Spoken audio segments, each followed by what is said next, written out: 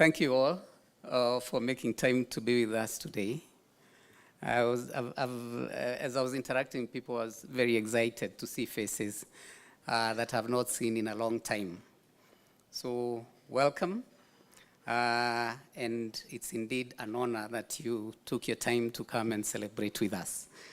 So I was a bit confused how to go about this, so I wrote a speech, but it seems like it will go right out of the window. But I'll attempt to say a few words. I always enjoy my lawyer friends that because we are mathematicians, they were good at history. That's how they became lawyers. So I'll try to do a bit of history of MGK and see how I fare at that.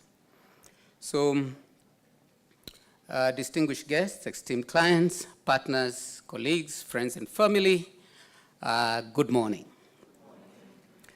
It is indeed an honor and a privilege to stand before you this morning as we celebrate this significant milestone.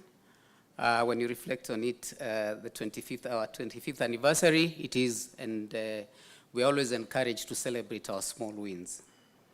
So as we gather, it's not just a milestone, it's a journey. A 25-year journey. And this is adulthood, so it feels like raising a child until adulthood. Yeah, the parents here, you can relate with that. And so when I was reflecting on our journey, you could see those stages. You could see the stages of growth of a baby in the journey that we have taken. It's just that this baby does not cry for milk; it cries for cash. And when it throws tantrums, you're actually in cash crunches. It's not overnight crying. You sleepless nights of crying.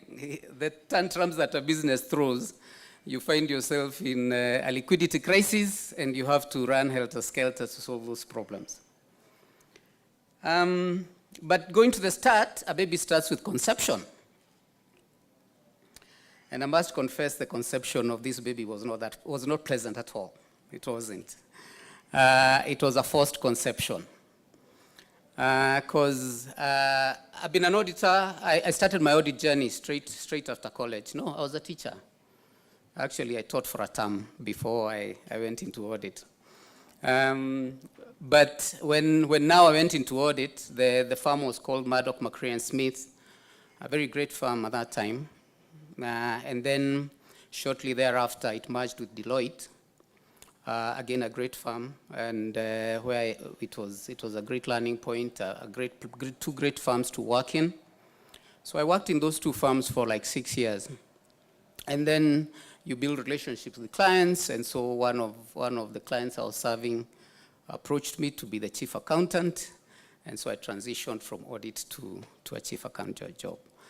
I must say that didn't last long. In 2 years of being a chief accountant, I was fired. Maybe I was a good auditor, not a good accountant. And so I found myself in a situation. I was just recently married. We had one child. Kimani is around somewhere. Another one was on the way, and you have no job. And so you have to figure out how to sort out this mess. And so as I was looking for a job, I started now approaching audit firms and saying, if you are stretched, I can do on a freelance basis. Then you just pay me for that job, and then so that to keep me busy and to also to not just busy, to look for money as I was looking for a job. And so I ran that stint, and I came across my friend now, and he's not only my friend, he's also my mentor, Nderito Ashira. I don't know whether he's in the room. And he was running a firm, Ashira and Associates, based in Nairobi West. And so he told me, I can not only give you freelance work, I can also give you a desk, an office. for you to sit. As I give you my excess work, you can also look for your own clients. And that is how MGK came about. And Isabel here, I know, has come to that office. She knows where the office was, in a corner somewhere. And that's how MGK was conceived. And it is really a reflection, and you see in that journey that there are people. You have what? People to hold you. It's not there's no self-made man. Eh? People are made by others. So I'm eternally grateful to Ashira for that, and up to now we are friends, and we've done many other things together. So that was in 1999, but I think that was just an year of finding your way. So in 2000, I thought now I was strong enough to go to my own office, and that office that Moe was talking about, that was like a butchery, was indeed a butchery. That I had started a butchery again as a side hustle. And, one of the advices I can give you, business people, is do not consume your own products. Because we consumed all the meat and the business went bust. And so I turned the butchery into my office. And that is where Mohia came and found me. And so in 2000, we had gotten a few clients, and so we needed employees, and Mohia was actually employee 001. And then after that, we've added people. And the challenges were there. Actually, the challenges at that time, as a baby, was actually getting the work, and just getting enough funds to run the business on a day-to-day basis. And so I found myself, sometimes it was not working. I mean, it was quite difficult to get work those days. Nowadays, it's much better. It was quite challenging to get work. So you find you cannot sustain that office, and so you have to look for short-term consultancies. And so I used to be out of the office sometimes for even 6 months, and Mohia was the one holding fort. But still, there was no sufficient money to run the office, and one time we had to close it, and he was being hosted by somebody, one of my friends in their businesses. But he was resilient enough to keep going and to keep serving the few clients that we had, so it's a great thing. And so that was like the early years of 2000 up to about 2004. And then eventually, I'm always eternally grateful to the tenure of President Mwai Kibaki. Because when he came in power, things just changed. Wow, just like that. And the economy just became vibrant. There was a sense of patriotism. Businesses were sprouting left, right, center. Foreign investors were coming in, and they were looking for people to support them with accounting and all that. It was really a great time. And so that is when now we saw work flowing. And we could also now, we expanded our team. We now set up our own office somewhere on Moi Avenue. And we started getting roots. We were stumbling, but we were still moving forward. And sometime in like 2004, again, it's also, as I said, is a story of people holding you up. I met with my friend. When I started audit, I met a gentleman, and that time he was an audit manager, Mwai Mbuthia, I don't know whether he's here as well. He was invited. And in the firm of Murdoch, McRae, and so he had also gone out, and he had also joined another audit firm, and he was practicing from here, Westlands. The firm is Mongai and Associates. So he said, why don't we co-share offices?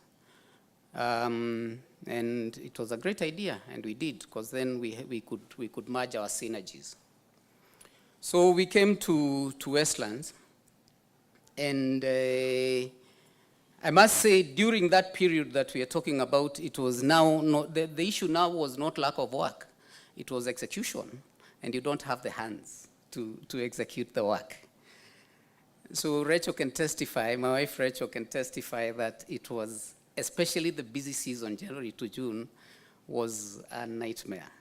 In the sense that you have to get to the office at 6, work basically during the day. So how I was structuring it is during the day you do client visits, you do client meetings, and then you do the work at night, after at night. So you pick the kids, drop them home, come back to the office, work through to midnight, grind again tomorrow, start seeing clients like that. So it was really a challenge, but we overcome, because then after that, then you have the resources to keep adding onto the staff.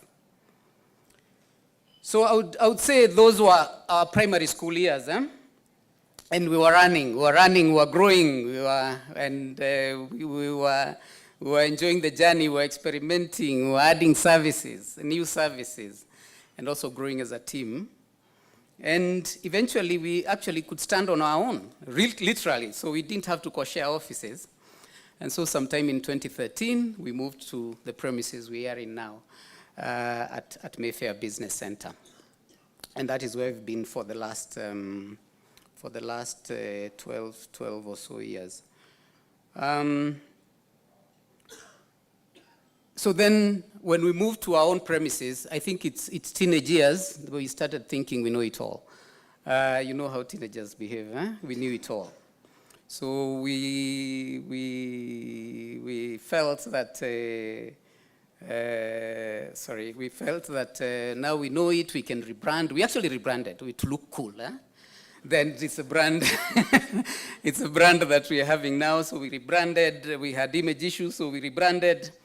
And basically focused more on, we thought, you know that feeling that you've reached and things are fine.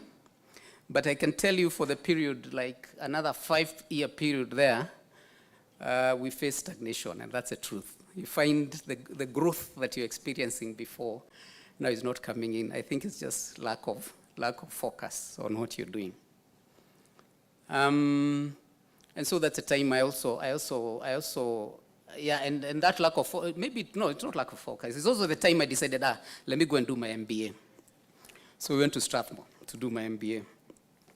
And the lesson that I learned from Strathmore is that the way the MBA program is structured, was structured, the module I attended, was you leave the office, you go to school for 2 weeks continuous, and it was intense. It's from 6 to 9 p.m. You cannot do anything else when you're in that 2-week session. And one of the things they told us, because we are still holding, basically most of us were also advanced a bit. We had businesses, and you could find you're in class and you're being called to the reception. We are here for you to sign the checks. So they told us those checks, by the time you leave here, you should not be signing those checks. And I think that was one great learning event for me, because the staff can remember they used to bring them, and you have to duck out of class to go and sign a few checks here and there. But before I finished that program, I was not signing checks. You had to hand them over. And when I did finish and come back, and now come back to the office and focus more, the learnings that we had done from that program were great. And that is what we brought into the business, refocused, strategized. Out of all this, there was never a time we sat down to do a formal strategic plan. But in 2021, no. Yeah, I think it's in year 2021, we actually had a formal strategic planning session. And it was led here by my friend here, Geoffrey, who he took us through our first strategic plan. And I think that was now we had matured. Now we were handling things like adults. And now also, because of that separation from the business, now one could be able to let business run without, the business is not you. The business is an organization. I could let it run. And so in year 2021, I handed over the baton to Muhia, the managing partner, and I transitioned to the MGK Foundation. And allow me to talk a little bit about the MGK Foundation. As a business, we had always, we have great insights into the challenges that businesses face around financial management. And we felt we are obliged to play our hand in trying to help out in resolving these problems. So the MGK Foundation, we set it up to do that, to train in the area of financial management more business owners, because you find even if you have a very good accountant and you're not understanding the finances, then you will not be able to ask the right questions through the accountant, and you will not know whether the accountant is doing the job they are supposed to do. It's a bit difficult to supervise them. So our target was the business owners, and it is the mission that we are running right now. It's business owners, budding and existing business owners, to train them in financial management. So help them to understand financial statements, because that's on its own, that's just something. To just read financial statements and make sense out of them, understand them. Help them to interpret them, because once you interpret them, then you're able to make better business decisions. And before even you come to the financial statements, there's financial planning. You do budgeting. You have to budget. And once you budget, then you must see through that this budget is being followed. Otherwise, there's no point in spending time budgeting and you're not following through in monitoring the budget. So that is what the MGK Foundation does. We've trained a number of business owners. Some of them are in this room as well. And others, we recently trained a batch of budding entrepreneurs, young people, just ex-college. And I hope we have started making the impact that we sought to do. So if you're in this room and you feel that, and the beauty about this is that these trainings are at minimal cost, is actually just covering room charges and tea, and some we've done free of charge. So that is what we are doing, and that is what we aim to do and to scale. So if you're in this room and you feel you can benefit out of that, talk to me, talk to any of our staff, and we can see how we can partner with you to impart the knowledge that we have accumulated over the years as the MGK team. So now we're all grown up. We are adults. And we have not just survived, I must say we have thrived, and we are grateful for that.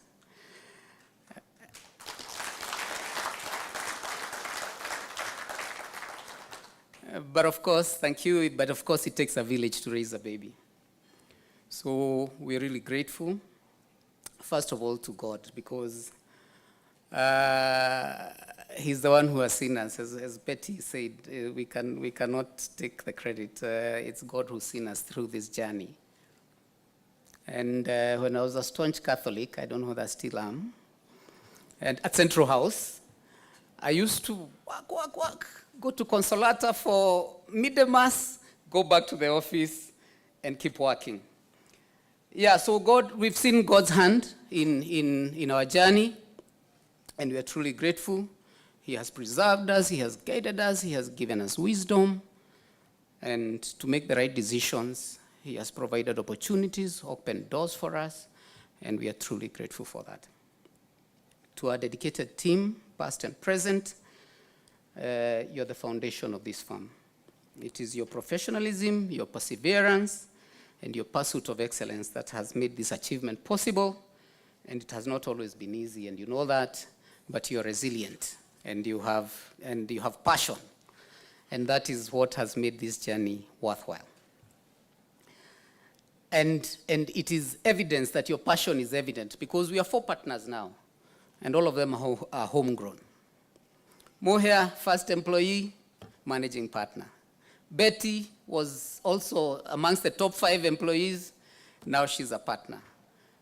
James came in I think in the year 2009, James, and now he's a partner. So it's a firm that is owned by the team. And that is passion. That is passion. And I'm truly grateful for that.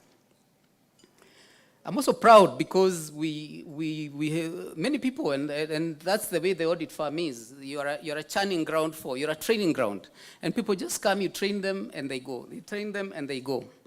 Just when you think that you have found the right guy, he's poached by a client and all that. But that's great, because we have a strong alumni team, and some of them are in the house. Actually, I would like to recognize my alumni team, the people who have left.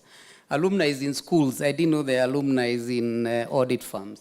Where are you, Korea? Who else? Who else is here from the alumni team? Yeah, you can see them. They are here. Yeah, and even just 2-3 months ago, they actually organized an event, called us. And we had a great time in the afternoon reminiscing about those times when we were together. And they gave me a goat which got lost, and then I found it. But that's a story for another day. But it's a great thing. It's a great thing that it's not just the team that is in the house, even the people who we've journeyed with, we still have a bond, and it's a great thing. To our clients, thank you for trusting us with your work. And thank you for challenging us to do better. And for growing with us. And your confidence, it is your confidence. You trust us and you have confidence in what you do that has fueled us, that has brought us to where we are, and that keeps us day to day. Waking up and coming, because we are obliged to serve you to the best of our ability. So really, really big thank you to our clients, and kindly give yourselves a big hand, a big hand of applause, because you're a big part of this journey. And we hope, it's our hope and my hope, that we have played a small part in the success of your business, that the services that we have offered have been of use to you. Besides that, we also have partners, and some of them are here. I think Odu, I don't know how to pronounce that name very well. There is also NCBA. We have many partners who we journey with, and we thank you for accepting to partner with us, for being part of this journey, and for inspiring us to continue striving for excellence and to be innovative. And last but not least, to my family, represented here by Rachel. Please stand up, Rachel. Muturi, please stand up. Where is George? Okay. Yes, thank you very much. You can sit. Thank you for your unwavering support and understanding through the late nights, the tight deadlines that one has to fight through, and your encouragement has meant more than I can express. Thank you.